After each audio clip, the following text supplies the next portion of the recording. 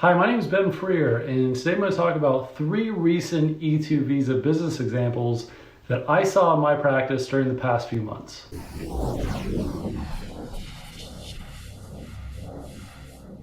When people reach out to my practice, they frequently want to know what types of businesses are suitable for the E-2 visa.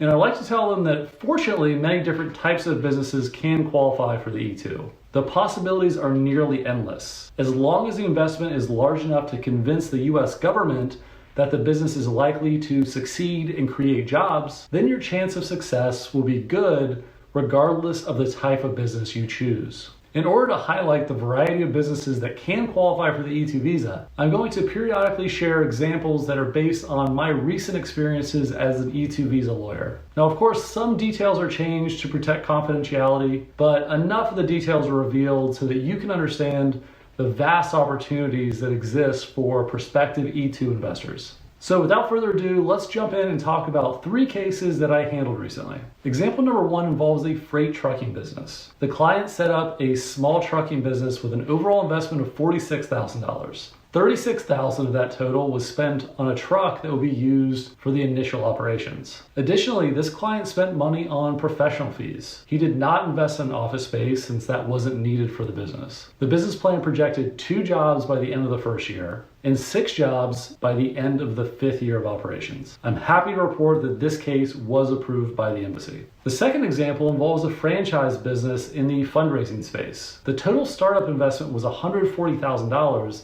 which is pretty high. Of that $140,000, $130,000 went towards the franchise fees for multiple territories. This amount, the $130,000, was placed in escrow. These funds would only be released in the event of an E-2 visa approval. My client did not invest in full-time office space since it wasn't needed for operations, but they did put some money towards a co-working membership. The business plan projected 6 jobs by the end of the first year, and those jobs would remain steady. The business would also have 6 jobs by the end of the 5th year operations. This case was approved by the consulate. For example number 3, I had a client who had started a software business abroad, and then he started a similar business in the US that would sell the company's existing software and offer software development services. The initial investment was right at $100,000. The spending breakdown looked like this. $50,000 was spent on equipment, $25,000 was spent on professional fees, and $28,000 was spent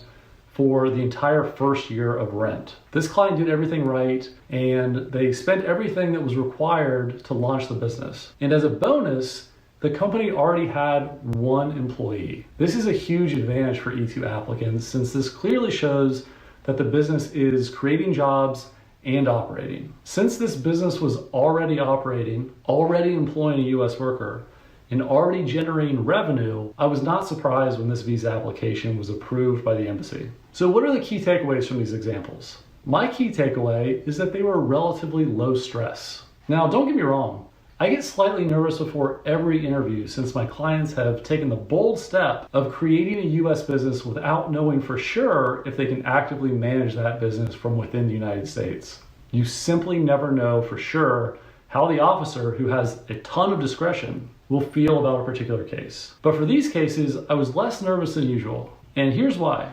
In each of these cases, a visa denial would not have resulted in major financial loss. The investment in number 1, the freight trucking business, wasn't super risky since the majority of the investment consisted of the purchase of the truck. That truck could have been sold in a worst case scenario. The investment in number 2, the fundraising franchise, wasn't super risky because we mitigated the risk to my client by using an escrow agreement. In that case, if the visa was denied, the large amount of money that was plunked down to pay for the franchise fees would have been returned to my client. Finally, the investment in example number 3, the software company, wasn't very risky since the business would have continued to operate even in the event of a denial. Now, sure, my client's presence in the US would have helped that company become more successful. But in the worst case scenario, my client, who is already an accomplished entrepreneur, could have simply continued to run the business and direct the existing employee remotely. So there you have it. Those are 3 E-2 visa business examples pulled directly from my cases.